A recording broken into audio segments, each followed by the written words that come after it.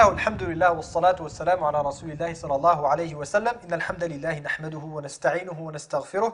Wa na'udhu billahi ta'ala min shururi anfusina wa min sayyiati a'malina. Man yahdihillahu fala mudilla lah wa man yudlil fala hadiya lah. Wa ashhadu an la ilaha illa Allah wahdahu la sharika lah.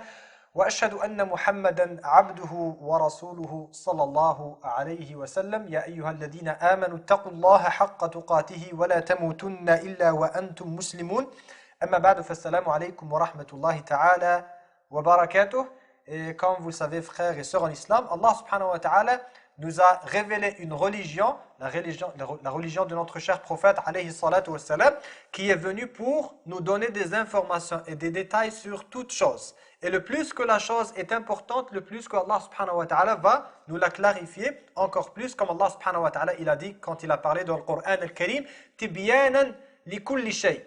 Le Coran al-Karim, il a des clarifications sur toutes choses. Ça veut dire qu'il n'y a pas un sujet sur lequel tu ne vas pas trouver une clarification d'Allah subhanahu wa ta'ala ou bien à travers son messager alayhi as-salatu wassalam. Ça veut dire la religion d'Allah subhanahu wa ta'ala ne peut pas être mise à l'écart de n'importe quel sujet de ce monde. Et comme on l'a expliqué, le plus que le sujet est important dans la vie des gens, le plus que la religion d'Allah subhanahu wa ta'ala doit être présente pour dire ce que les gens doivent penser de ce sujet-là. Et l'un de ces sujets qui sont extrêmement, bien sûr, d'actualité de nos jours, ce sujet-là, on pourrait l'introduire avec un hadith du prophète, alayhi as-salatu wassalam. Inch'Allah ta'ala, on va mentionner beaucoup de hadiths aujourd'hui.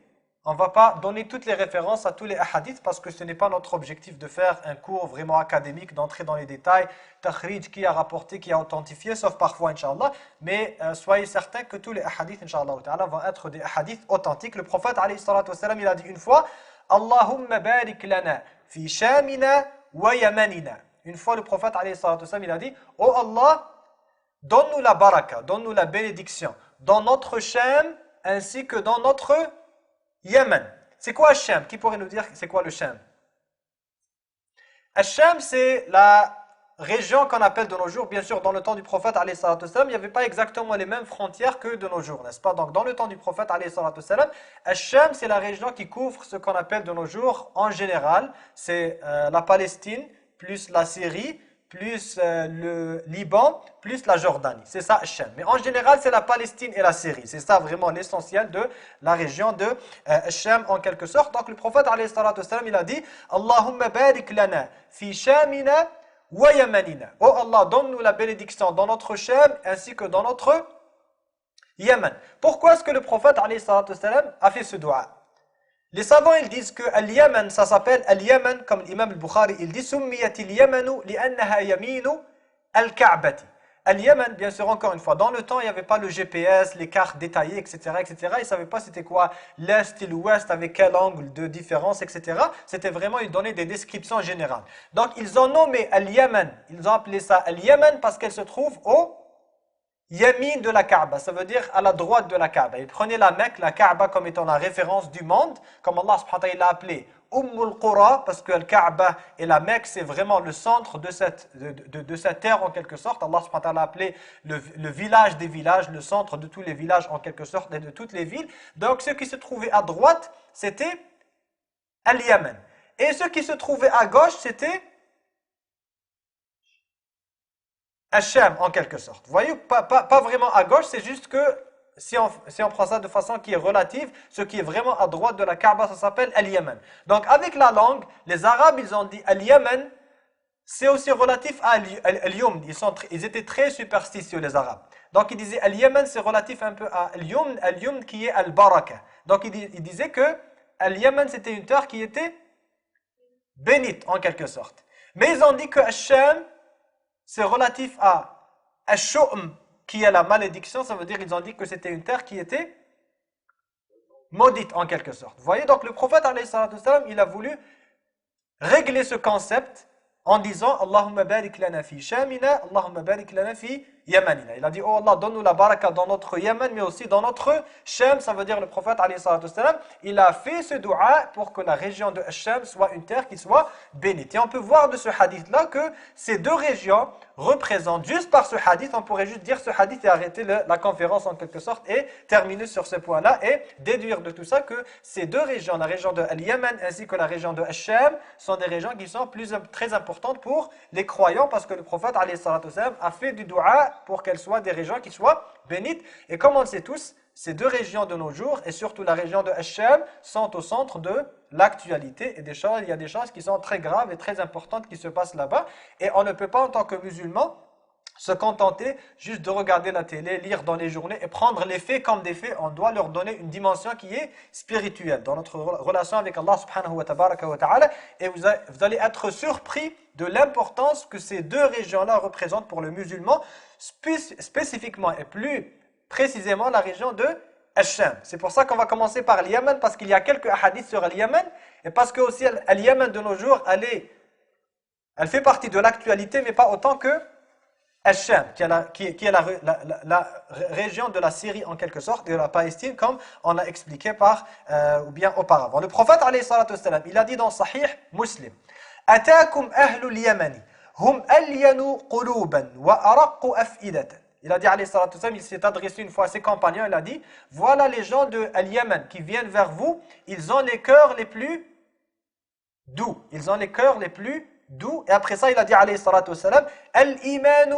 yamanin. » La foi est yamanite. « Wal-hikmatu yamaniyatun. » Et la sagesse est yamanite. « Wal-fiqhu yamanin. » Et la compréhension, la bonne compréhension de la religion est yamanite. Ça veut dire le prophète alayhi salatu wassalam est en train en quelque sorte de faire les louanges des gens de Al-Yaman et des croyants qui viennent de Al-Yaman radiyallahu ta'ala anhum. Et Al-Yaman, il y a plusieurs versets, plusieurs histoires qu'on connaît de nos jours qui font partie de notre religion, en quelque sorte, de notre histoire religieuse des prophètes et des messagers alayhi salatu wassalam qui sont reliés directement à Al-Yaman. Par exemple, Ibn Abbas radiyallahu ta'ala anhuma, il a dit Ahlul Yamani hum awwalu man ajaba Ibrahim ou da'wata Ibrahim alayhi as-salam. Ibrahim alayhi salam, le prophète, quand il a fait la da'wa, quand il a appelé les gens pour venir au Hajj, quand Allah subhanahu wa ta'ala a dit وَأَذِّنْ فِي النَّاسِ بِالْحَجِّ يَأْتُوكَ رِجَالًا وَعَلَى كُلِّ ضَامِرٍ يَأْتِينَ مِنْ كُلِّ فَجٍّ عَمِيقٍ. Les premiers gens à répondre à l'appel du pèlerinage à travers l'histoire, lors du temps d'Ibrahim alayhi salam, c'était les gens de Al-Yaman, qui étaient les premiers à faire le pèlerinage en quelque sorte. Et aussi les gens qui ont supporté le prophète alayhi salatu wassalam. C'est qui a porté le prophète alayhi salatu wassalam selon vous? Quand il était opprimé par son propre peuple de Quraysh, c'est qui a donné l'apport au prophète alayhi salatu wassalam? De votre connaissance comme ça, sans inventer de réponse. Qui a supporté le prophète alayhi salatu wassalam? Qu'est-ce qu'il a fait alayhi salatu wassalam quand il a été opprimé dans la Mecque? Et c'est qui les tribus qui l'ont aidé, alayhi salatu wassalam?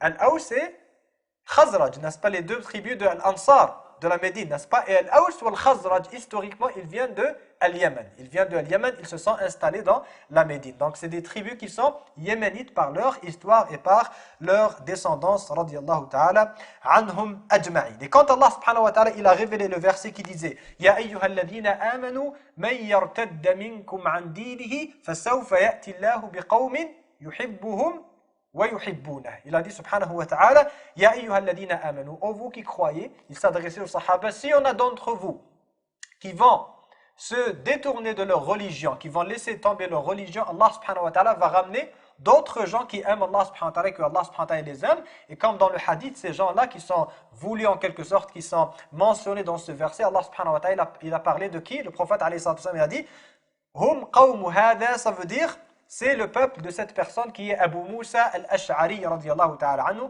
qui est yamanite. Lui, il a ramené des gens de son peuple, de sa tribu, qui sont ash'ariyin. Il les a ramenés vers le prophète alayhi salatu wassalam pour croire en lui et pour se joindre à lui alayhi as-salatu wa as-salam. Et c'est pour ça que le prophète alayhi salatu wassalam nous dit aussi dans un autre hadith, qui est aussi dans Sahih Muslim, il a dit alayhi salatu wassalam Inni labi'uqri hawdi أذود الناس لأهل اليمن أضرب بعصاي حتى يرفض عليهم. Le prophète alayhi salatu wassalam, a dit que dans mon hawd, vous savez que le jour du jugement auprès d'Allah subhanahu wa ta'ala, avant que les gens n'entrent au paradis et en enfer, le prophète alayhi salatu wassalam va avoir son hawd, n'est-ce pas, le bassin du prophète alayhi salatu wassalam, et la umma du prophète alayhi salatu wassalam va venir pour boire de l'eau du bassin du prophète alayhi salatu wassalam quand les gens seront extrêmement assoiffés. C'est juste les croyants qui auront cette opportunité en quelque sorte. Alors le prophète alayhi salatu wassalam, il a dit, le jour du jugement, je vais être devant mon bassin et je vais repousser les gens pour qu'ils ne boivent pas de mon bassin avant que les gens de Al-Yaman n'arrivent, pour qu'ils soient les premiers à boire du bassin du prophète alayhi as-salatu wassalam. Adribu bi'asaya hatta yarfadda alayhi. Mais le prophète alayhi salatu wassalam va même en quelque sorte les servir de l'eau avec sa canne alayhi salatu wassalam le jour du jugement auprès d'Allah subhanahu wa ta'ala. L'imam al-Nawawi rahimahullah ta'ala, il a dit que cette karama, cette vertu pour les gens de Al-Yaman, c'est parce qu'ils étaient les premiers à soutenir le prophète alayhi salatu wassalam quand il était opprimé, les gens de Al-Aws ou Al-Khazraj. C'est pour ça qu'ils méritent d'être les premiers à boire de son bassin alayhi as-salatu wassalam le jour du jugement auprès d'Allah subhanahu wa ta'ala. Passons un peu plus large maintenant. De Al-Yaman, on va faire agrandir ça. Et regardez ce hadith très important. Le prophète alayhi salatu wassalam, dans un hadith qui est authentique, il a dit Satujanniduna ajnadan. Il va y avoir un jour, un temps, que dans cette umma, dans la umma du prophète alayhi salatu wassalam, la umma va avoir des armées, 3 armées qui sont prêtes. Ça veut dire la umma du prophète alayhi salatu wassalam va avoir 3 capitales militaires en quelque sorte. 3 grandes armées qui seront centrées à des endroits qui sont stratégiques. Jundan bishami. Vous allez avoir une armée principale dans la région de Ash-Sham. Wa jundan bil-Iraqi. Et une armée principale qui va se trouver en Irak, fi al-Iraq. Wa jundan bil-Yaman. Et une armée principale qui va se trouver au Yémen. Alors il a dit alayhi salatu wassalam, ou qala Abdullah ibn Hawala, le compagnon qui a écouté ce hadith, il lui a dit, faqumtu, il se levait, faqultu khirli ya Rasulallah. Il a dit, je me suis levé comme ça et j'ai dit, Ya Rasulallah, choisis pour moi. Est-ce que si moi je serai vivant quand ça va être le cas, dans laquelle des armées je devrais me trouver? C'est quoi que tu choisis pour moi? Alors il a dit, alayhi salatu wassalam, alaykum bisham. Dirigez-vous vers Ash-Sham. Faman aba, et celui qui refuse, celui qui ne veut pas aller au Sham pour telle ou autre raison, alors c'est quoi l'option 2 que le prophète alayhi salatu wassalam, il te choisit? Il a dit Faman aba falyalhaq bi yamanihi wal yastaqi min ghudarihi. Et celui qui refuse d'aller à Sham, alors qu'il aille au moins au Yémen. Qu'il aille au Yémen et qu'il boive de Al-Ghudar, ça veut dire les petits ruisseaux de Al-Yémen. Et après ça, il a dit alayhi salatu wassalam fa inna Allah azza wa jal. Écoutez ça, c'est extrêmement important. Cette partie du hadith est extrêmement importante. C'est le prophète alayhi salatu wassalam qui dit فَإِنَّ اللَّهَ عَزَّ وَجَلَّ تَكَفَّلَ لِي بِالشَّامِ وَأَهْلِهِ. Parce que Allah subhanahu wa ta'ala me garantit lui-même et m'assure lui-même la région de Ash-Sham ainsi que les gens qui vivent dans Ash-Sham. Ça veut dire Allah subhanahu wa ta'ala, ils sont sous la protection d'Allah subhanahu wa ta'ala. C'est pour ça que Abu Idris, l'un des narrateurs de ce hadith, il a dit par la suite, يقول وَمَنْ تَكَفَّلَ اللَّهُ بِهِ فَلَا ضَيْعَةَ عَلَيْهِ. Celui qui est sous la garantie d'Allah subhanahu wa ta'ala, alors il ne sera jamais perdant et il ne sera jamais vaincu en quelque sorte parce que Allah subhanahu wa ta'ala, il le protège. Dans un autre hadith, le prophète alayhi salatu wassalam, il a dit Ya touba lishami, ya touba lishami, ya touba lishami. Oh quelle belle annonce pour Ash-Sham. Oh quelle belle annonce pour Ash-Sham. Oh quelle belle annonce pour Ash-Sham. Il a dit 3 fois alayhi salatu wassalam pour que les compagnons accordent et portent leur attention à ce que le prophète alayhi salatu wassalam va dire par la suite. Il a dit قالوا يا رسول الله وبما ذلك. Ils ont dit au prophète d'Allah, pourquoi tu es en train de dire la belle annonce au Ash-Sham? Qu'est-ce qui justifie cette phrase? Il a dit alayhi salatu wassalam تلك ملائكة الله باسطوا أجنحتها على الشام. Il a dit, voici les anges, je suis en train de voir et je sais que les anges d'Allah subhanahu wa ta'ala ont baissé leurs ailes sur la région de Ash-Sham, ça veut dire pour protéger cette région-là par les ailes des anges d'Allah subhanahu wa ta'ala que Allah subhanahu wa ta'ala il a créé. Dans un autre hadith, vous savez que l'un des signes majeurs de la fin des temps, c'est le retour de Isa alayhi salam, n'est-ce pas? de Jésus, Isa alayhi salam, qui n'est pas mort, Allah subhanahu wa ta'ala a dit, bal rafa'ahu Allahu ilayh, qui est vivant auprès d'Allah subhanahu wa ta'ala, et qui va revenir avant la fin des temps pour continuer dans la Ummah du prophète alayhi salatu wassalam, et pour mourir tout comme toute autre personne qui doit mourir dans ce monde. Kullu nafsin dha'iqatul maut, innaka mayyitun wa innahum mayyitun, comme Allah subhanahu wa ta'ala il dit. Alors le prophète alayhi salatu wassalam, il nous informe où est-ce que Isa alayhi salam il va descendre. Il a dit alayhi salatu wassalam, ينزل عيسى عليه السلام عند المنارة البيضاء شرقية دمشق. Il a dit alayhi salatu wassalam, Isa alayhi salam va retourner, quand il va retourner sur cette terre, il va retourner exactement devant le minaret blanc qui se trouve à l'est de Damas. Dimashq, la ville qui est la capitale de la Syrie, à l'est de Dimashq, il va y avoir un minaret blanc et Isa alayhi salam va descendre exactement à cet endroit-là et va revenir sur cette terre. Là, il y a certains savants de hadith qui ont dit, ici, ce hadith parle du minaret blanc qui est le grand minaret de Al-Jami' Al-Umawi, de Banu Umayya, qui a été construit par Banu Umayya, une grande mosquée qui existe jusqu'à de nos jours. Mais subhanallah, il y a d'autres savants qui ont dit non. Ils ont dit que ça se peut que ça soit un autre minaret. Il y a un minaret qui existe jusqu'à de nos jours, qui est, comme ils disent, un peu étrange. C'est comme en quelque sorte, c'est un minaret qui suscite des questions. Pourquoi? Parce que c'est un minaret blanc qui se trouve à l'est de Dimashq, qu'on ne connaît pas trop son histoire, d'où est-ce qu'il est venu, pourquoi il est là, qui existe jusqu'à de nos jours, et c'est juste un minaret. Ça veut dire qu'il n'y a pas de mosquée, etc. C'est juste un minaret. Et en plus de ça, les savants ils disent, ce minaret aujourd'hui, il existe dans un quartier chrétien de Dimashq. Il se trouve dans un quartier chrétien de Dimashq, donc il y a des savants qui disent que tout porte à dire que ça sera ce minaret-là, c'est là où Isa alayhi salam, il va descendre quand il va revenir à la fin des temps. Alayhi salatu wassalam, le prophète sallallahu alayhi wa sallam, il a dit dans un autre hadith qui est authentique aussi. Ash-Shamu, ardul mahshari wal manshar. Ash-Sham, la terre de Ash-Sham, la Syrie ainsi que la Palestine, elle représente la terre de Al-Mahshar. Al-Mahshar, c'est quoi? C'est que tout, à la fin des temps, le jour où Allah subhanahu wa ta'ala va décider que ça va être Yawmul Qiyamah, c'est la fin de ce monde, tous les êtres humains qui seront vivants à cet instant-là, Allah subhanahu wa ta'ala va tous les regrouper dans une seule place pour faire Al-Mahshar, pour qu'ils soient tous ressuscités, pour que le monde se termine. Ça veut dire quand le monde, l'instant où va avoir Al-Qiyamah, c'est pas que les gens, il y en a qui vont avoir à l'est, il y en a qui vont être à l'ouest, non. Tous les êtres humains qui seront vivants à cet instant-là vont tous se regrouper à un seul lieu qui est Ash-Sham. Et après ça, Al-Manshar, ça veut dire tout le monde, toutes les créatures, tous les êtres humains qu'Allah subhanahu wa ta'ala a créés depuis le temps de Adam alayhi salam, Yawmul Qiyamah pour Al-Hisab, tout le monde va renaître de la terre, encore une fois, qui est la terre de Ash-Sham, de la terre de Ash-Sham, parce que comme on le sait, on va tous renaître comme une plante, n'est-ce pas, comme il est mentionné dans les hadiths du prophète, alayhi as-salatu was-salam. Et un autre hadith qui nous donne aussi une indication, et remarquez aussi, ici aussi la relation entre Sham et entre Al-Yaman, Sham et Yaman. Il a dit alayhi as-salatu was-salam, سَتَخْرُجُ نَارٌ فِي آخِرِ الزَّمَانِ مِنْ حَضْرَمَوْتٍ. Il va y avoir un feu qui va sortir à la fin des temps. Ça veut dire juste avant Al-Qiyamah, juste avant le jour du jugement, il va y avoir un feu immense qui va sortir. Et qui va sortir d'où? De Hadramaut. Hadramaut, c'est où?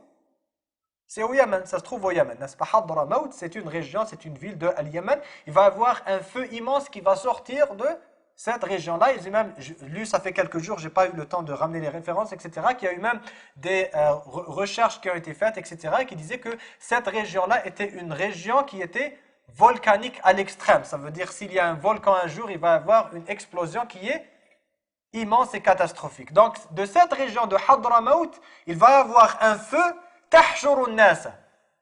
Tahshurun nas, ça veut dire elle va regrouper les gens. Ça veut dire quoi? Ce feu, wal-iyadu billah, il va se propager partout sur cette terre et il va pousser les gens. Il va pousser, ça veut dire les gens ne font que s'enfuir, jusqu'à ce qu'ils se regroupent à un seul lieu. Alors ils ont dit qalu fa bima ta'muruna ya Rasulallah. Les compagnons ils ont dit ô prophète d'Allah, qu'est-ce que tu nous proposes de faire? Si on va être vivant et que ce feu là va sortir, qu'est-ce qu'on doit faire? C'est quoi la solution? Il a dit alayhi salatu wassalam, alaykum bish-Sham.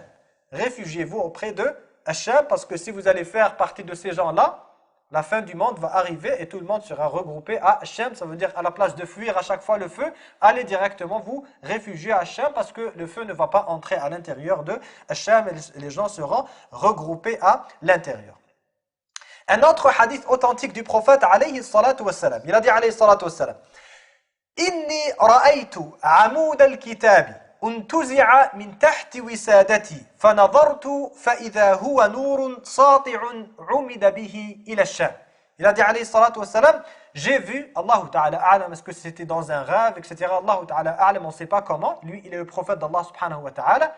Donc, il a vu une fois Amoudul Kitab. C'est comme en quelque sorte, pour nous donner une idée, que c'est comme si c'était la religion, le fondement de la religion qui est sorti d'en dessous de l'oreiller du prophète alayhi salatu wassalam. C'est comme si la religion elle est sortie a été en dessous de l'oreiller du prophète alayhi salatu wassalam.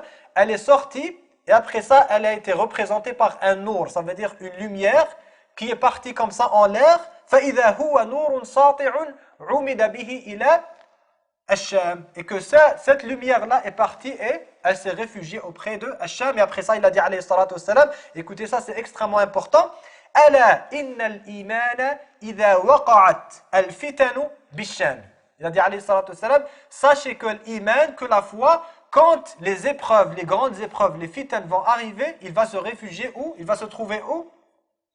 Dans la terre de Hachem. Il dit alayhi salatu wassalam, ça veut dire c'est cette terre-là qui sera préservée des fitanes et des grandes épreuves, etc., etc. C'est ça la terre de protection que Allah subhanahu wa ta'ala, il a garanti à cette ummah, la ummah du prophète, alayhi salatu wassalam. Un autre hadith extrêmement important, peut-être même le plus important qu'on va mentionner aujourd'hui pour comprendre, comme ils disent, la dimension stratégique. Ça représente quoi pour nous? Qu'est-ce qui est en train de se passer maintenant, fi Souria, etc.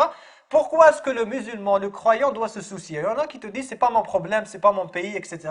Un croyant ne va pas dire une chose qui est pareille. Et ce hadith-là sera suffisant pour lui, incha'Allah ta'ala. Parce que ce hadith nous dit et nous indique que cette région de Hachem, ça veut dire la Palestine ainsi que Souria, c'est le baromètre de toute la Ummah. C'est le baromètre de toute la Ummah et la situation de la Ummah est relative à la situation de ce lieu-là. Le prophète alayhi salatu wassalam, il a dit dans le hadith authentique, إِذَا فَسَدَ أَهْلُ الشَّامِ فَلَا خَيْرَ فِيكُمْ. Il a dit alayhi salatu wassalam, si les gens de Hacham seront corrompus, alors il n'y a aucun bien dans vous. Ça veut dire, si eux ils sont corrompus, le reste de la Ummah sera corrompu. Ça veut dire ne cherche pas à savoir, à trouver des moyens. Si Hachem est corrompu, ne cherche pas à trouver des moyens pour faire en sorte que le reste de la Ummah, qu'une partie de la Ummah sera sur la droiture, etc. Tout va dépendre de la situation de Hachem. Si tu vois que Hachem se dirige vers la bonne chose, la Ummah se dirige vers la bonne chose. Si tu vois que Hachem se trouve dans la corruption, la Ummah va se trouver dans la corruption. C'est comme un facteur qui est direct en quelque sorte. Et dans l'autre hadith qui est authentique, Safwatullahi min ardihi Hacham wa fiha safwatuhu min khalqihi wa ibadihi. Le prophète alayhi salatu wa sallam a dit Safwatullahi. Ça veut dire l'élu de toute cette terre, l'élu, la terre élue d'Allah subhanahu wa ta'ala, c'est la terre de Hacham. Et sur cette terre se trouvent les élus des créatures d'Allah subhanahu wa ta'ala. Ça veut dire les élus et les meilleurs des croyants en quelque sorte. Ici je veux faire une petite parenthèse. On a une règle dans la religion d'Allah subhanahu wa ta'ala que Allah subhanahu wa ta'ala dit يَخْلُقُ مَا يَشَاءُ وَيَخْتَارُ مَا كَانَ لَهُمُ الْخِيَارَ. Allah subhanahu wa ta'ala, il crée ce qu'il veut, il choisit ce qu'il veut. Une fois on était en train de mentionner des hadiths comme ça, il y a un frère qui s'est vraiment frustré, il m'a dit mais qu'en est-il des autres pays, pourquoi tu ne parles pas de leur mérite, etc. J'ai dit je ne peux pas t'inventer des hadiths, qu'est-ce que tu veux? Tu veux que pour chaque pays je t'invente des hadiths comme ça, je te donne le mérite de tel pays et le mérite de tel pays, je t'invente des hadiths moi. C'est Allah subhanahu wa ta'ala qui a créé cet univers, c'est Allah subhanahu wa ta'ala qui a créé cette terre, et c'est Allah subhanahu wa ta'ala qui choisit ce qu'il veut. Le prophète alayhi salatu wa sallam, s'il t'a dit que cette terre-là est bénite, ça veut dire que c'est une terre qui est bénite. Je peux pas créer je peux pas créer la bénédiction moi partout dans le monde et te dire cette terre elle est bénite, cette terre, cette autre terre.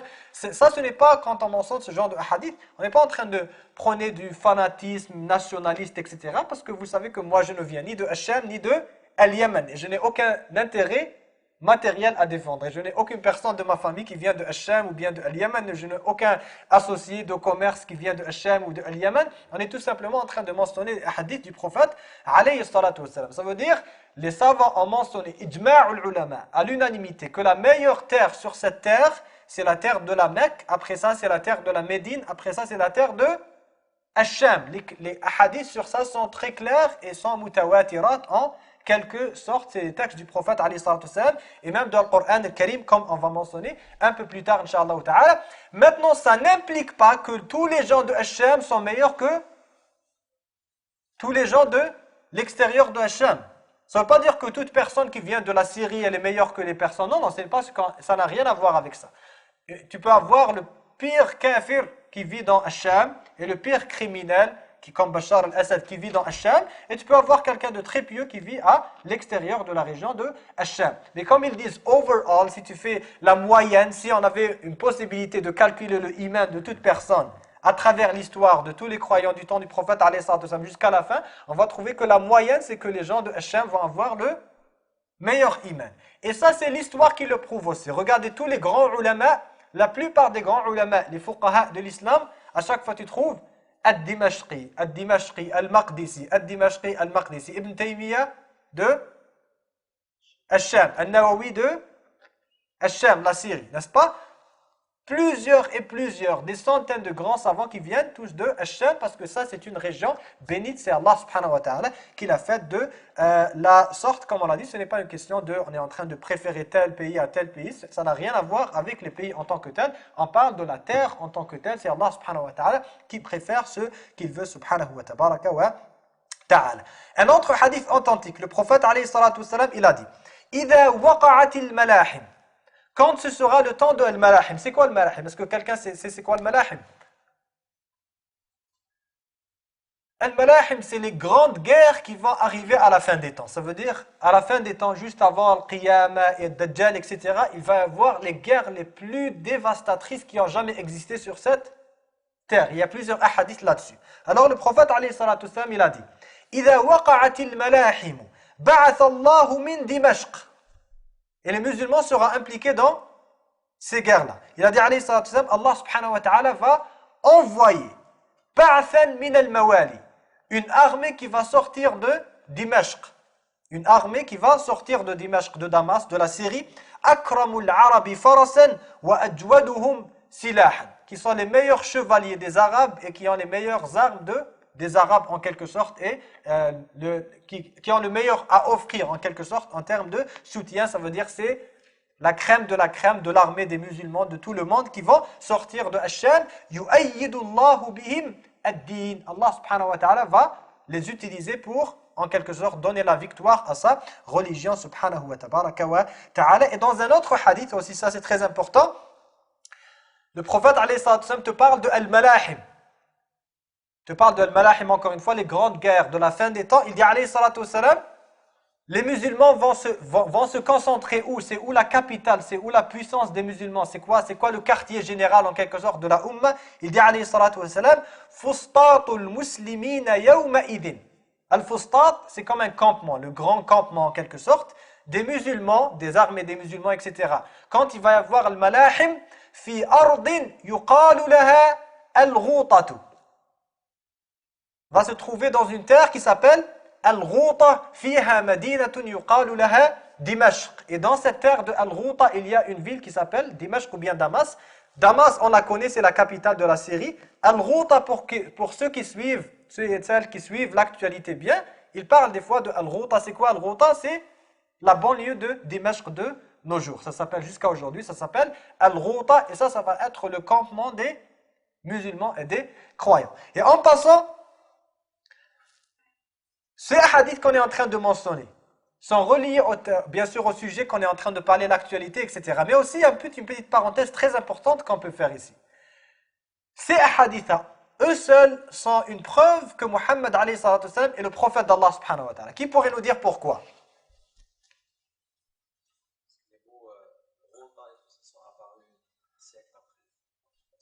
Possibilité, quoi d'autre?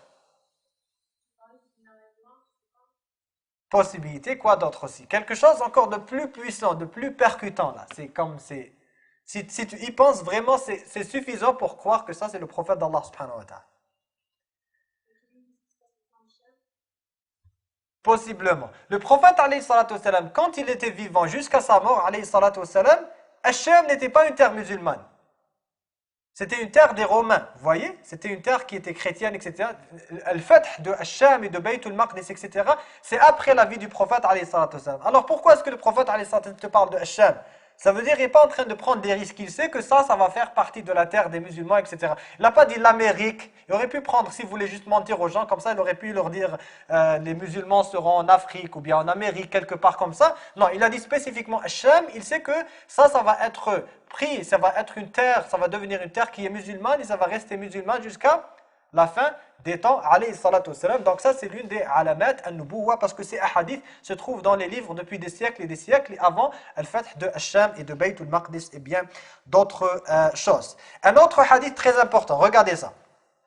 لا تزال طائفة من أمتي ظاهرين على الحق لعدوهم قاهرين لا يضرهم من خالفهم إلا ما أصابهم من لأواء. Il a dit alayhi salatu wassalam, il va toujours y avoir jusqu'à la fin des temps un groupe, même un petit groupe de ma umma qui va toujours s'attacher à la religion et protéger la religion d'Allah subhanahu wa ta'ala sans s'en faire de ses ennemis, de ceux qui lui font du mal, etc., etc., etc.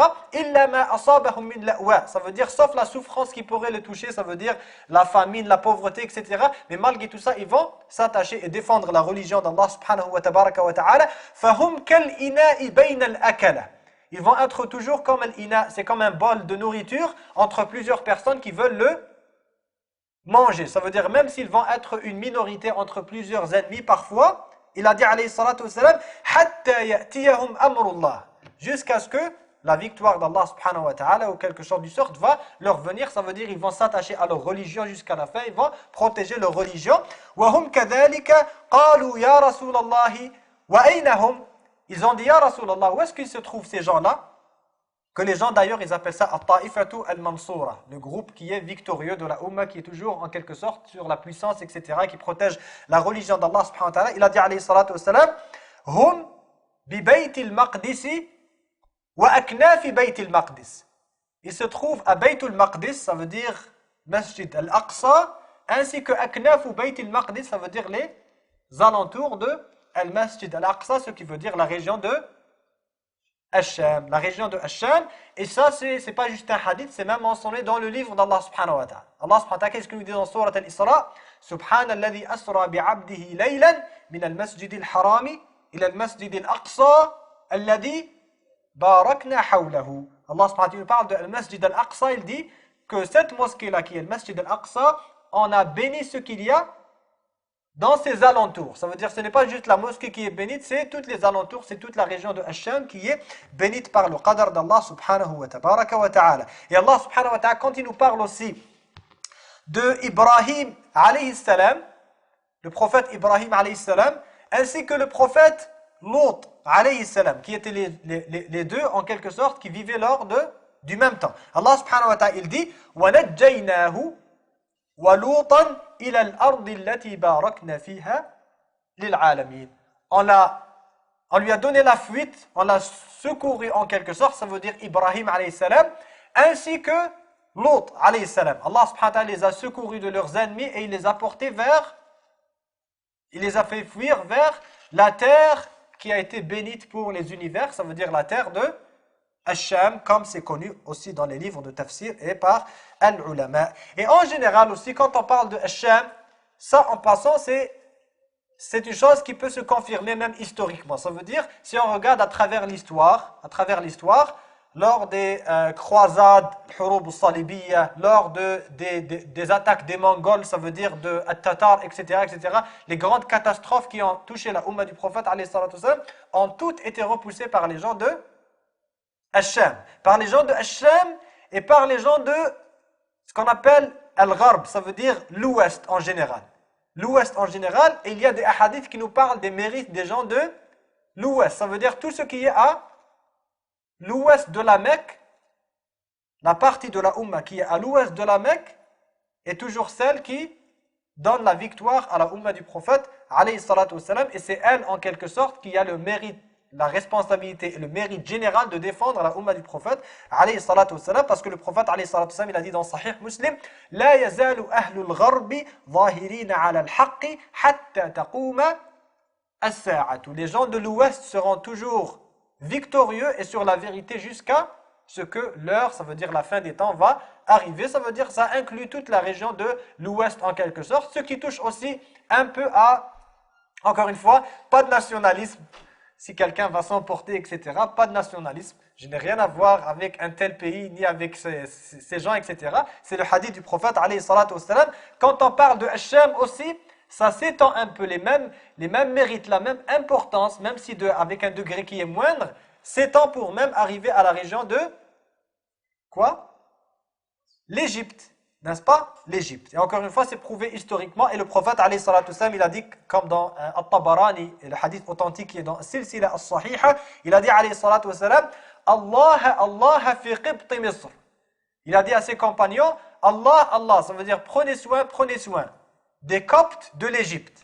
C'est quoi les Coptes de l'Égypte? C'est les Égyptiens, n'est-ce pas? Parce que de nos jours, ils te disent, c'est une grave erreur qu'ils utilisent de façon qui est médiatique, etc. Et c'est voulu de quelque façon, c'est pour exprimer, pour dire que les Coptes sont les chrétiens de l'Égypte. Ce n'est pas vrai. Les Coptes, c'est les Égyptiens. C'est les Égyptiens qui sont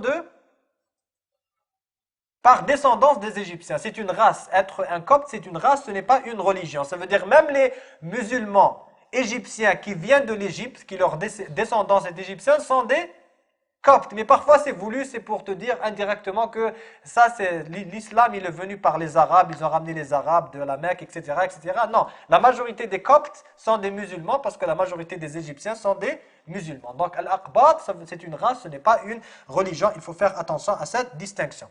Et ça aussi c'est un hadith, encore une fois, qui, la même chose qu'on a mentionné tout à l'heure, pour Souria, c'est un signe de la véracité du prophète alayhi salatu wassalam. Il a dit, prenez soin des gens des Coptes de l'Égypte. فَإِنَّكُمْ سَتَظْهَرُونَ عَلَيْهِمْ.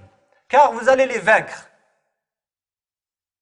Et ils vont se joindre à votre religion et ils vont faire partie de votre umma. Ça veut dire ils vont se dissoudre en quelque sorte dans votre nation et dans la umma du prophète alayhi salatu wassalam. وَيَكُونُونَ لَكُمْ عُدَّةً وَأَعْوَانًا فِي سَبِيلِ اللَّهِ. Et ils vont vous être un grand support dans la défense de la religion d'Allah subhanahu wa ta'ala et dans le sentier d'Allah subhanahu wa ta'ala. Donc en général, cette région, tout ce qui se passe à la région de l'ouest et plus spécifiquement dans la région de Hacham, ça doit être d'une importance qui est extrêmement stratégique pour le croyant et pour le musulman qui aime Allah subhanahu wa ta'ala. Il ne peut pas se dire que ça c'est pas mon pays, c'est pas mon problème, etc., etc. Si tu aimes vraiment la religion d'Allah subhanahu wa ta'ala, alors que sache que cette religion est reliée en quelque sorte à ce lieu-là. Et comme on a dit, il y a plusieurs. Si on parle par exemple de, je sais pas moi, si on parle de choses comme par exemple, Malikatu Saba, Bilqis, Allah subhanahu wa ta'ala nous parle des gens de Saba, n'est-ce pas? Il y a même sourate de Saba dans le Coran al-Karim. Et la reine de Saba, etc. Saba, c'est où? C'est dans Al-Yaman, n'est-ce pas? C'est cette région-là. Donc, un autre point que j'aimerais apporter ici, c'est que ces textes-là nous rappellent une réalité importante. C'est que nous, dans notre religion, en tant que musulmans, on a une authenticité historique. Ça veut dire qu'il ne faut pas regarder, il y a des gens qui regardent avec un peu de faiblesse, un peu d'œil de faiblesse, etc. Ils regardent sa umma comme ça, juste dans les dernières quelques années, juste parce que lui n'a vécu que comme ça. Il te dit, ah les musulmans c'est toujours les pays du tiers-monde, etc., n'est-ce pas? Et c'est juste ce qui est derrière les océans, la civilisation, etc., etc. Ça c'est complètement faux. Historiquement, regardez, même les juifs et les chrétiens, sans parler des détails de la croyance, les différences, etc., ça c'est une autre chose. Historiquement, ils n'ont d'autre choix que de prouver que leur religion, en général, leurs concepts, leurs idées, leur histoire religieuse, ça vient de où? Est-ce que le christianisme vient de New York? Est-ce qu'ils disent que Isa alayhi salam est parti à New York, en Amérique, comme ça, je sais pas moi. Non, n'est-ce pas? Même eux, ils sont d'accord avec toi que le centre du monde, c'est où? C'est cette région de Hacham, même eux dans leurs histoires, etc. Ils savent que Isa alayhi salam, il a vécu en Palestine, et dans la région de Hacham, etc., etc. Ça, cette terre-là que Allah subhanahu wa ta'ala nous a donnée, ces terres-là qui font partie de la Ummah, c'est une grande opportunité que Allah subhanahu wa ta'ala nous a donnée, qu'elle fasse partie de notre Ummah. C'est parce que tout l'héritage historique de l'humanité, il vient de cette région-là. Il vient de cette région-là et il va revenir à cette région-là. Parce que la fin du monde, comme on l'a mentionné, tous les textes sur la fin du monde, etc., la civilisation et le centre du monde va revenir encore une fois à cette région du monde, il ne faut pas se leurrer comme ça et juste voir les villes où il y a beaucoup de casinos et d'argent et la bourse, etc. Ça, c'est temporaire. وَالْأَيَّامُ دُوَلْ وَتِلْكَ الْأَيَّامُ نُدَاوِلُهَا بَيْنَ النَّاسِ. Allah subhanahu wa ta'ala, il change les états comme il veut subhanahu wa tabaraka wa ta'ala. Et pour finir, incha'Allah ta'ala, on va citer deux hadiths qui, on voudrait mettre ça comme une conclusion en quelque sorte, une vision d'avenir, sans entrer dans les détails de tout ce que tu peux lire dans les médias. C'est des choses qui sont en quelque sorte, comment dirais-je, les complots, et est-ce que c'est des choses, les révolutions faites par l'Occident et travaillées par Israël pour telle chose, l'autre qui dit que Israël prépare à détruire tout le monde arabe et des trucs comme ça. Laisse tomber toutes ces khurafat et on ne va pas entrer dans tous les détails médiatiques, etc. On peut faire beaucoup de débats sur ça, les preuves politiques et ramener les articles. Ce n'est pas ça notre sujet. On est dans un cours de religion. On veut, comme ils disent, brûler toutes les étapes et directement aller à la conclusion par les mots du prophète, alayhi salatu wassalam, hadith authentique du prophète, alayhi salatu wassalam, qui nous dit qu'est-ce qu'il va arriver. C'est quoi la prochaine étape dans ce monde? Ça veut dire après ce qu'on est en train de voir, les révolutions, etc. C'est quoi la prochaine étape? On ne sait pas si cette prochaine étape va être dans un mois, dans 10 mois, dans un an, dans 10 ans. Mais c'est certain que cette période-là, ça veut dire cette période de révolution et des trucs sont en train de bouillir, n'est-ce pas? Sans cesse, ça va rester et ça va demeurer une période transitoire et temporaire pleine d'instabilité jusqu'à ce qu'elle va se stabiliser sur le prochain et la prochaine étape qui est mentionnée dans le hadith du prophète alayhi salatu wassalam. Le prophète alayhi salatu wassalam, dans le hadith de Hudayfa qui est authentique, il a dit alayhi salatu wassalam, takunu an-nubuwwatu fiikum ma sha'a Allahu an takun. Encore une fois, ce hadith prouve qu'il est Rasulullah sallallahu alayhi wa sallam parce qu'il te parle de l'histoire à l'avance. Il a dit alayhi salatu wassalam, la prophétie, moi en tant que prophète, je vais être parmi vous pendant une période que Allah subhanahu wa ta'ala, il veut que ce soit. Ça veut dire pour un temps, le prophète alayhi salatu wassalam ne sait pas à l'avance c'est quand qu'il va mourir, etc. Tant que Allah subhanahu wa ta'ala, il veut, moi je vais être parmi vous et ça va être un règne d'un prophète. C'est clair, c'est un prophète qui règne dans la umma du prophète alayhi salatu wassalam.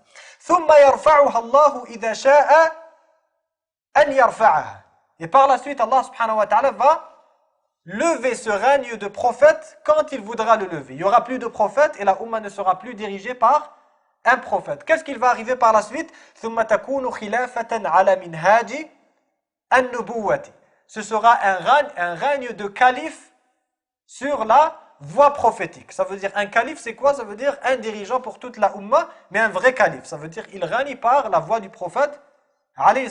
C'est comme si un prophète était là, politiquement, mais il n'y a pas de prophète. Ça veut dire, ça c'est le khilafa al-Rashida qu'on appelle, ça veut dire Abu Bakr, Uthman, Abu Bakr, Omar, Uthman, ainsi que Ali radiyallahu ta'ala, anhum ajma'in, c'est al-khulafa al-Rashidin. ثم فتكون ما شاء الله أن تكون ثم يرفعها الله إذا شاء أن يرفعها. Après ça, Allah subhanahu wa ta'ala va la lever après un certain temps. Allah subhanahu wa ta'ala ne voudra plus qu'il y ait de khilafa ala minhaj et an-nubuwwa, ça va partir.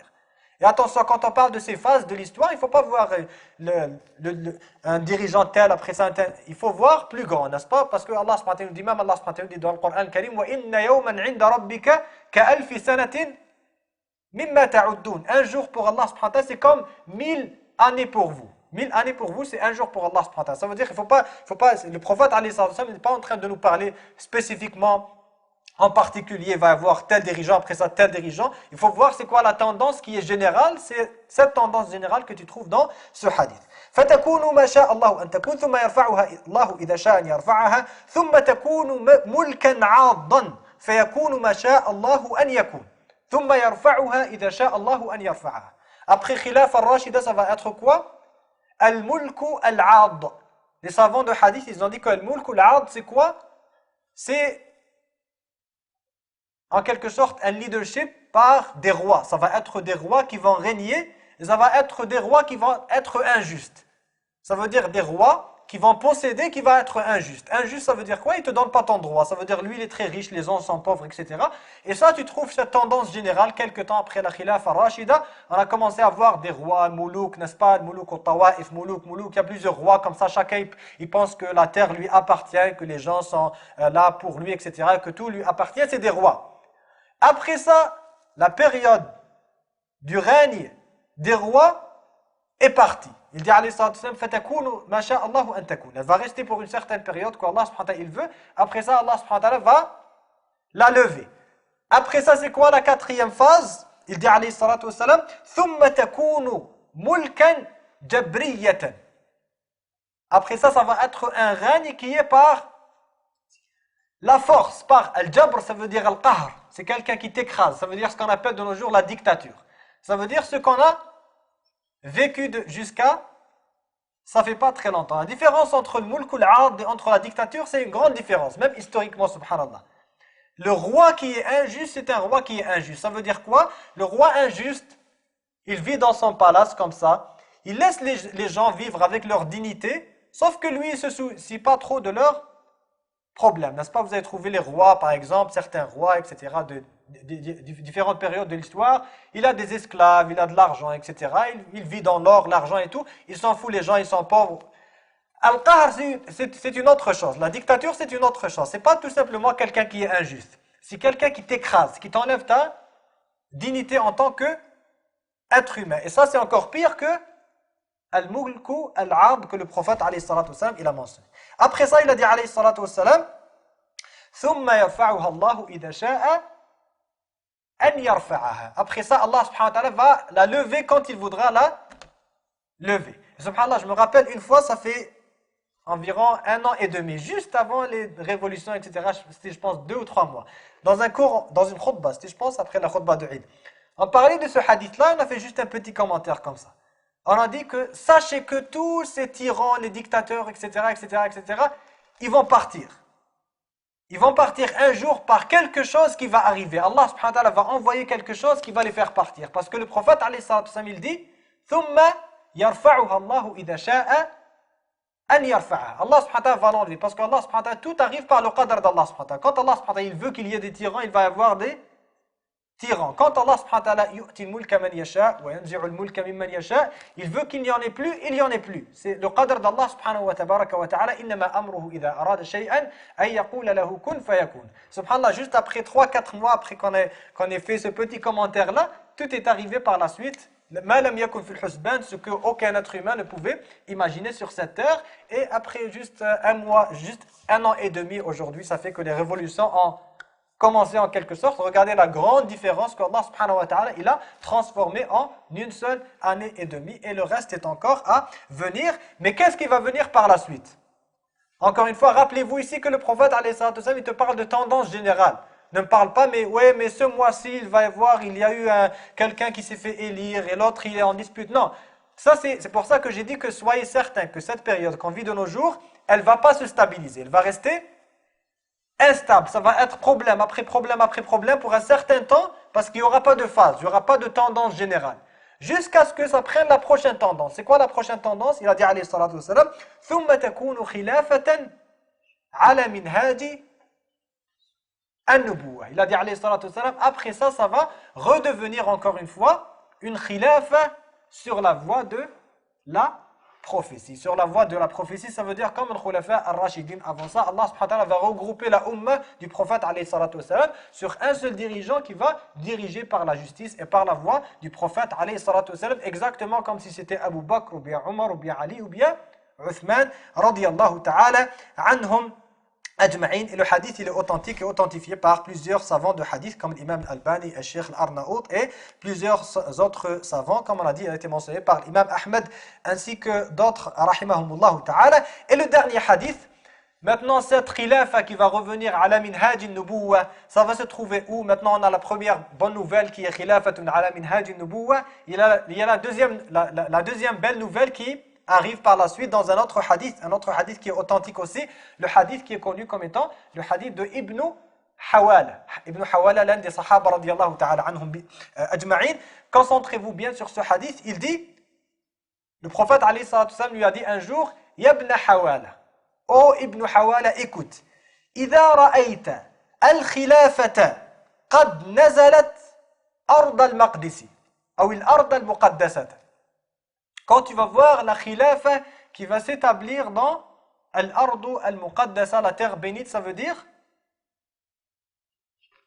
Al-Sham, ça veut dire Baytul Maqdis, plus spécifiquement, ça veut dire Jérusalem. Ça veut dire, le prophète alayhi salatu wassalam t'informe à l'avance que la khilafa va s'établir à Jérusalem. Et durant toute l'histoire, la khilafa n'a jamais été à Jérusalem encore. Elle a été à la Médine, après ça, elle est partie vers, en quelque sorte, vers, comment on appelle ça, vers l'Irak. Après ça, elle est partie vers Dimashq, n'est-ce pas, en Syrie, mais elle n'est jamais encore allée à Baytul Maqdis, comme le prophète alayhi salatu wassalam nous a informé. Ça veut dire que sache que la prochaine khilafa va se trouver à Jérusalem, à Baytul Maqdis, et que ça c'est une chose qui est déjà écrite dans Al-Lawh al-Mahfouz. Allah subhanahu wa ta'ala l'a écrite avant de créer les cieux et la terre, c'est déjà écrit dans le Qadr, et que les êtres humains fassent ce qu'ils fassent, c'est déjà écrit, Allah subhanahu wa ta'ala a déjà écrit la date à laquelle ça va devenir une réalité, et il n'y a pas cette personne qui pourra repousser le Qadr d'Allah subhanahu wa ta'ala. Mais cette bonne nouvelle, elle nous arrive aussi avec un avertissement du prophète alayhi salatu wassalam qui nous dit إِذَا رَأَيْتَ الْخِلَافَةَ قَدْ نَزَلَتْ الْأَرْضَ الْمُقَدَّسَةَ. Quand tu vas voir la khilafa qui va s'établir dans la terre qui est bénite, ça veut dire Jérusalem, alors sache que quoi? C'est un signe que quoi? Il dit alayhi salatu wassalam فَقَدْ دَنَتْ الزَّلَازِلُ وَالْبَلَابِلُ وَالْأُمُورُ الْعِظَامِ. Alors ce sera bientôt le temps, sache que ce sera bientôt le temps des grands tremblements de terre et des grandes catastrophes et des grands événements qui vont s'arriver. Ça veut dire les signes majeurs de la fin des temps et Ad-Dajjal, etc., etc. Il a dit alayhi salatu wassalam وَالسَّاعَةُ يَوْمَئِذٍ أَقْرَبُ مِنَ النَّاسِ مِنْ يَدِ هَذِهِ مِنْ رَأْسِكَ. Et la fin du temps, alors, sera plus proche des gens que ma main qui est devant ta tête. Que la distance qui sépare ma main, ça veut dire la main du prophète alayhi salatu wassalam, de la tête de Ibn Hawal et ce sahabi radiyallahu ta'ala, ça veut dire ça va être la dernière khilafa, et ça va être la khilafa, et même si on va la joindre avec les événements qu'on a mentionnés tout à l'heure, c'est une suite qui est logique, n'est-ce pas? C'est la khilafa qui va venir, on sait que Al-Mahdi, le dirigeant que Allah subhanahu wa ta'ala va l'envoyer un jour ou l'autre, il va aussi être dans cette région de la terre, et que Isa alayhi salam, il va descendre en Syrie, à Dimashq, comme on a mentionné dans le hadith qui est authentique, et tout ce qu'on voit aussi dans le monde de nos jours, toutes les choses qui sont extrêmement, en quelque sorte, extrêmement extraordinaires, n'est-ce pas, qui ne font pas vraiment, c'est des choses que tu ne peux pas calculer, tu peux pas, en quelque sorte, c'est pas un développement politique normal, c'est des développements qui sont, les choses bougent d'une façon qui est extrêmement accélérée. Comme on l'a dit, ça fait 2 jours dans la halaqa, c'est pas pour faire peur aux gens, on n'est pas en train de faire, comme ils disent, le sensationnalisme, on n'est pas en train de faire ici du show business ici, juste pour que les gens ils disent, ils parlent de quelque chose qui est drôle, ou bien quelque chose qui fait peur, etc. C'est pas pour ça, c'est pour vraiment mentionner une réalité, que les gens qui ne donnent pas d'importance à ce qui se passe de nos jours, qui ne regardent pas par leur basira, sont des gens qui sont peut-être dans al-ghafla, qui ne réalisent pas la grandeur et la dimension de ce qui est en train d'arriver. Ça veut dire ce qui est en train d'arriver de nos jours, la tendance, l'accélération avec laquelle les choses elles bougent, la nature des changements, c'est vraiment une chose qui est exclusive, qui est hors du commun de l'histoire et qui nous indique vraiment qu'on se rapproche beaucoup de la dernière phase de ce monde, même si le prophète alayhi salatu wassalam, quand il a été envoyé, Allah subhanahu wa ta'ala lui a déjà dit iqtarabat as-sa'atu wa inshaqqa al-qamar. Lors du temps du prophète alayhi salatu wassalam, la as-sa'a, ça veut dire la fin du monde, était proche. Alors que dire de aujourd'hui et que dire de notre temps aujourd'hui? Comme on l'a dit, surtout avec plusieurs signes mineurs de la fin des temps qui se sont concrétisés, on peut réaliser que la fin du monde et que les signes majeurs peuvent arriver à n'importe quel moment, ce qui signifie bien sûr que le croyant, il doit toujours être préparé et faire de son mieux pour approfondir sa foi et approfondir sa connaissance de la religion d'Allah subhanahu wa ta'ala, parce que comme on le sait, al-fitan, les épreuves, le plus qu'elles sont grandes, le plus que tu ne sais pas si tu vas pouvoir faire face à ça ou bien tu ne pourras pas faire face à ça. Allah subhanahu wa ta'ala a'lam si nous on va être vivants quand Dajjal il va sortir, n'est-ce pas, l'antéchrist. Dajjal ça pourrait être dans 500 ans, tout comme ça pourrait être dans 4 ans, dans 5 ans, dans 10 ans. Allah ta'ala a'lam, vous voyez. Et Dajjal, le prophète alayhi salatu wassalam, nous a dit qu'il n'y a pas un prophète qui n'a pas averti son peuple contre le Dajjal.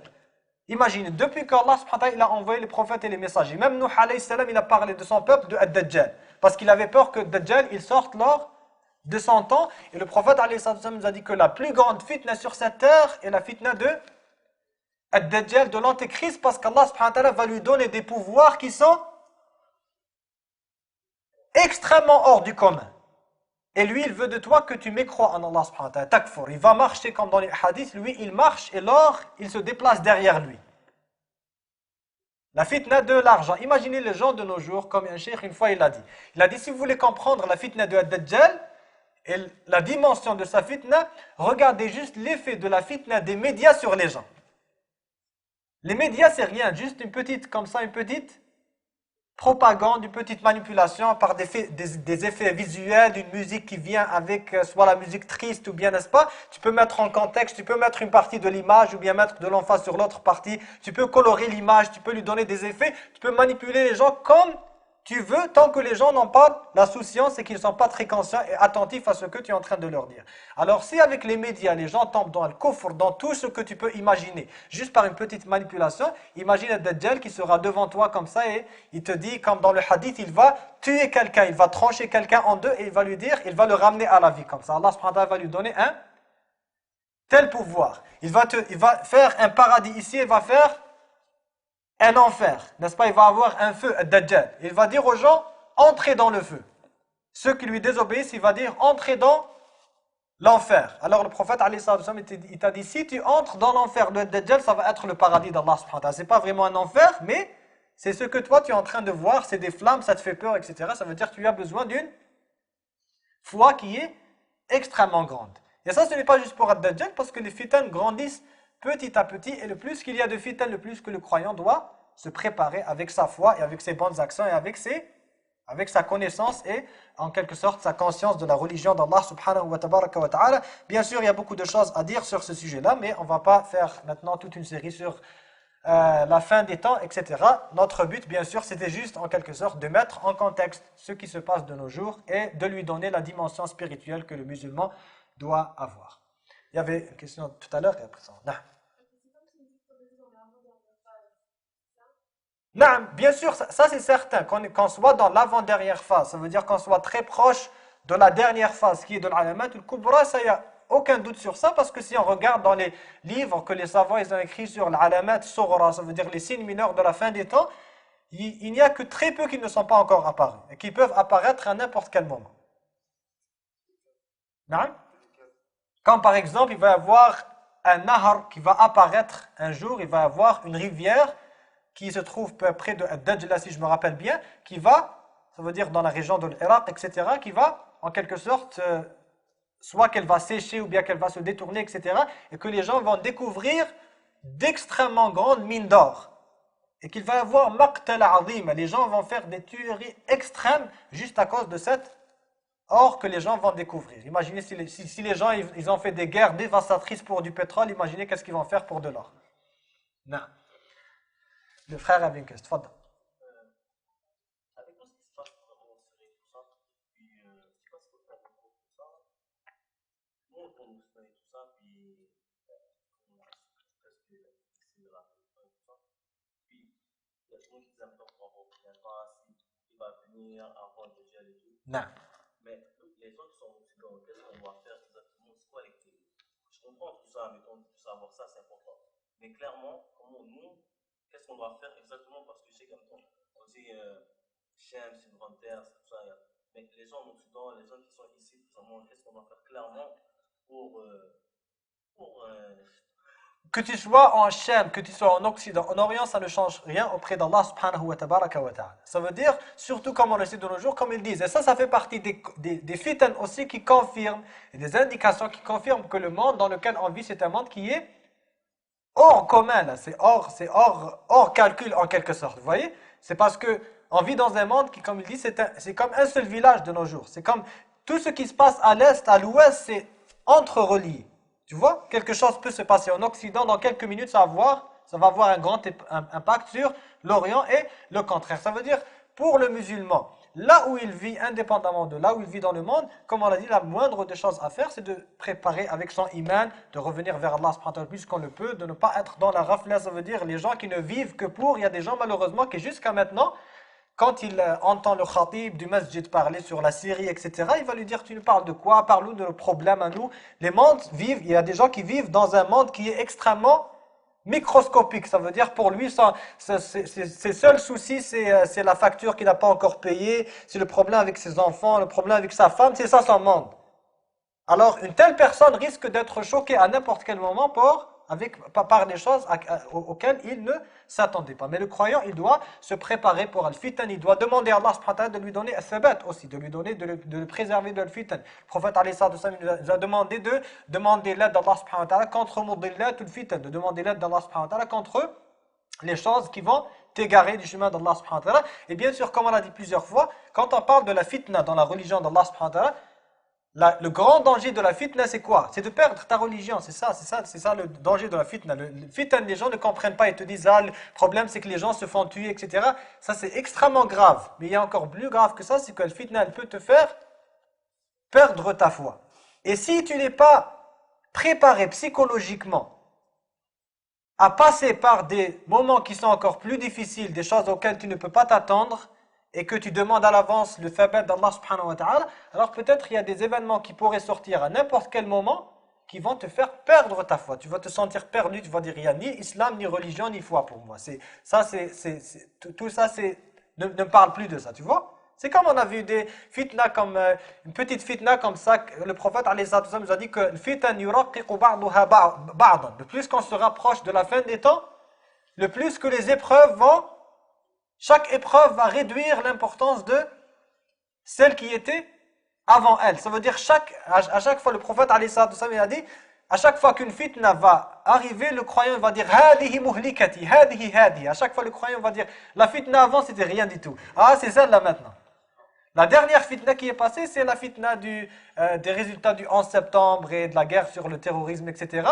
Et regarde cette fitna qui est sortie de nulle part, comme ça les gens ils vivaient normal le 10 septembre, comme ça les musulmans. Et le 11 septembre, quelque chose qui est sorti comme ça. Regarde combien de personnes sont tombées dans cette fitna, qui ont quitté leur religion, celui qui a changé son nom, celui qui a kafara billahi azza wa jal. Regarde, une petite fitna comme ça qui de nos jours, quand on la regarde, ça y est, on est habitué à ça, c'est normal, c'est une petite fitna qui est passée, mais il va y avoir d'autres fitnes qui vont arriver. Et le musulman, il doit toujours demander à Allah subhanahu wa ta'ala de le guider. Non. C'est la chose la plus primordiale, c'est l'essence. C'est la chose la plus essentielle que tu dois faire, c'est l'iman, c'est de travailler sur notre foi et de notre connaissance de la religion d'Allah subhanahu wa ta'ala. L'autre côté, c'est vraiment du cas par cas, c'est des choses pratiques que si toi tu peux faire quelque chose pour aider la Ummah du prophète alayhi sallam, tu l'aides avec ce que tu peux faire, que ce soit le dua ou bien les dons, etc. Chaque personne sur sa terre et selon son contexte, qu'est-ce qu'elle peut faire pour en quelque sorte pousser les choses vers le bien. Non. Et toi, tu dois te conscientiser. Le problème qu'on voit avec les musulmans de nos jours, les gens, ils passent, chaque musulman de nos jours, il passe, on va juste exagérer comme ça, le minimum, on va dire, il passe 10 heures peut-être par semaine, si ce n'est pas plus, à lire dans les journaux, n'est-ce pas? À entendre dans les médias, tout ça, c'est de la propagande. Tu es en train de prendre des analyses, tu es en train de prendre des vision des choses, mais les gens par la suite, ils ne viennent qu'une demi-heure par semaine pour la khutbah. Qu'est-ce que tu vas leur expliquer en une demi-heure? Dis-moi. Est-ce que tu vas essayer de répondre à tout ça et donner la bonne analyse, la dimension spirituelle des choses, ou bien tu vas leur parler des autres choses de la religion qu'ils ne pratiquent pas, la salat, la zakat, autre chose? Tu te sens perdu, n'est-ce pas? Parce que les gens ne t'accordent qu'une demi-heure. Et ça, c'est un signe de rafla et de i'rad an dinillahi azza wa jal. Parce que bien sûr, on a tous la responsabilité de apprendre la religion d'Allah subhanahu wa ta'ala. Oui.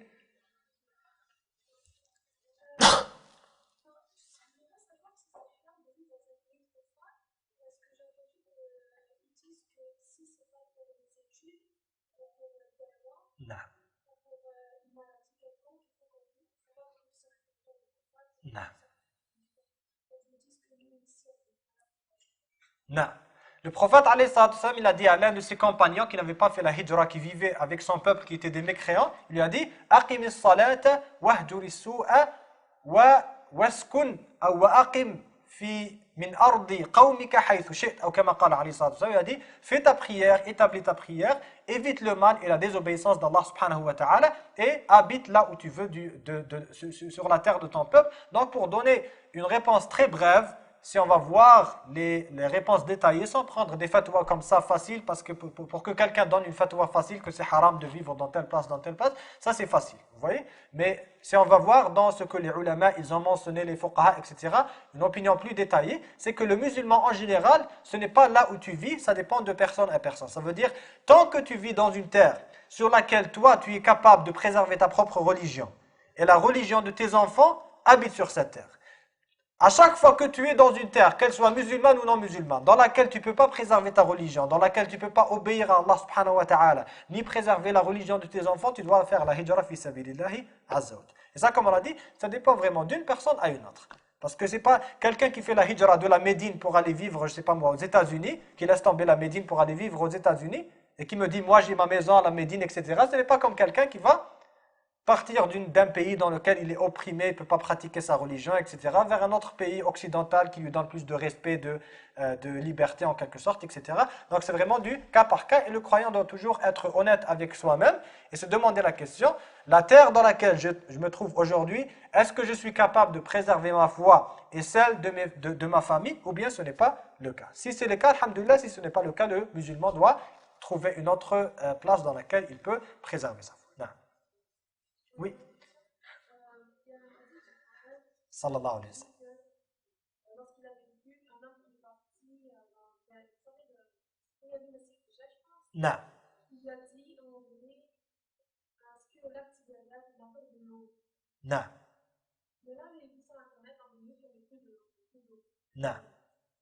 Il y a presque plus d'eau dans ce moment-là. Non. Ça sert à rien aussi, Non. parce que je pense que les Ivoiriens vont voir ce que Non. Allah, je dois chercher, Inch'Allah. Je vais chercher et vous revenir là-dessus, Inch'Allah. Non. D'autres questions? Oui.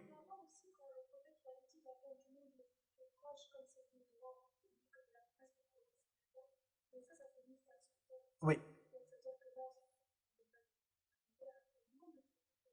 Oui, parce que le prophète, qu'il a dit, quand il a dit que la fin du monde était proche, ici, la question de proche ou longue, c'est une question qui est relative. Comme on a dit, Allah subhanahu wa ta'ala, un jour pour nous, une année pour nous, ce n'est rien pour Allah subhanahu wa ta'ala. Vous voyez, وَإِنَّ يَوْمًا عِنْدَ رَبِّكَ كَأَلْفِ سَنَةٍ مِمَّا تَعُدُّونَ. Le prophète, c'est un prophète d'Allah subhanahu wa ta'ala. Avant le prophète, il y avait 124 000 prophètes d'Allah subhanahu wa ta'ala.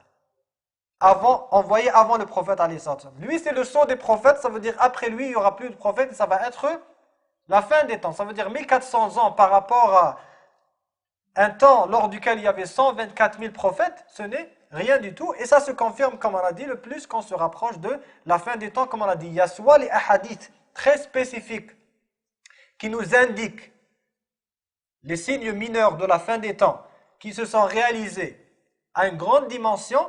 Et il y a aussi d'autres choses qui sont des qara'in. J'aimerais aussi que vous vous concentriez bien ici. Je ne veux pas que vous allez comprendre que nous on va lire dans les journaux comme ça, on va dire ah, ça c'est un signe de la fin des temps. Non, il y a des choses qui sont des qara'in. Ça veut dire que ce n'est pas nécessairement un hadith ou quelque chose. Tu ne dis pas c'est certainement ça c'est un signe de la fin des temps. Mais c'est des indications d'un monde qui commence à devenir très hors du commun. Vous voyez?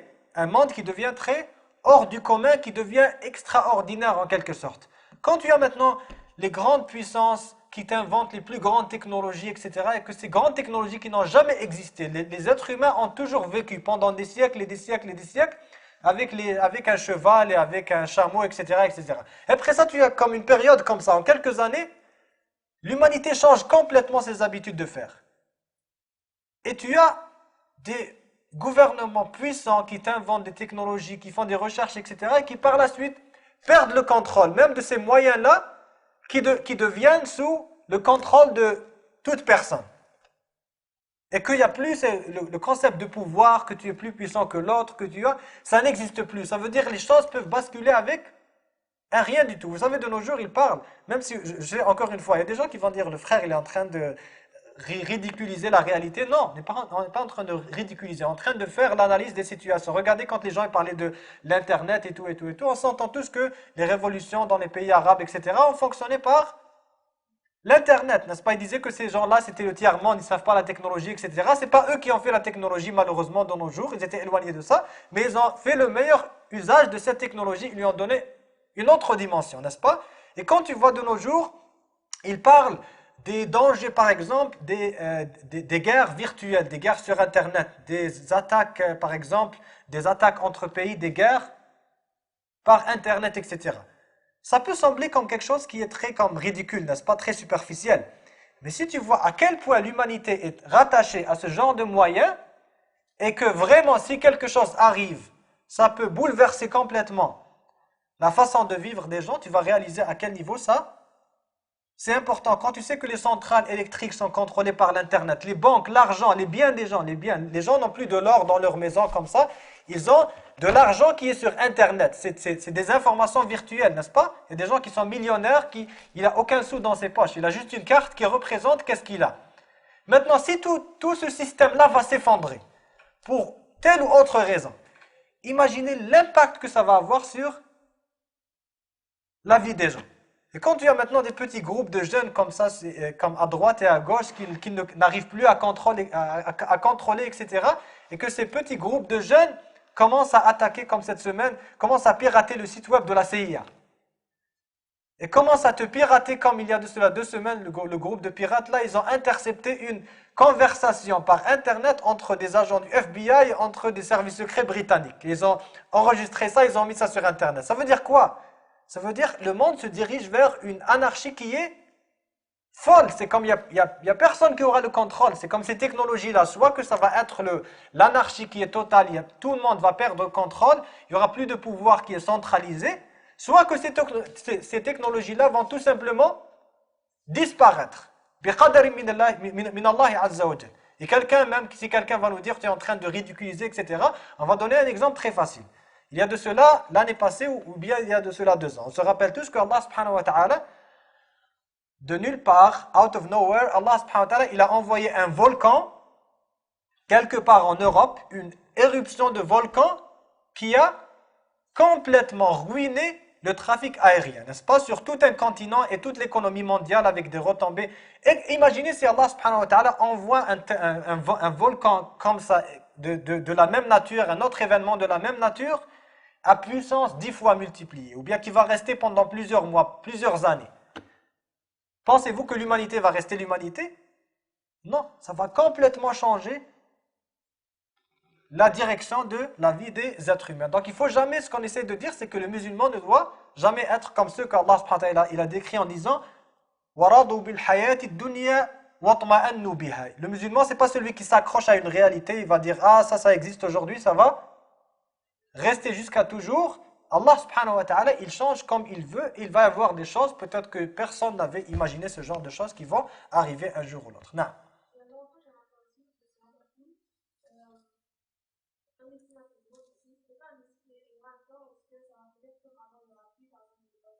Non. Oui, les hadiths du prophète alayhi salatu wassalam sont très clairs là-dessus, que quand il nous parle alayhi salatu wassalam des gens lors de la fin des temps, le malahim, etc., le prophète alayhi salatu wassalam les décrit avec des chevaux, des épées, etc.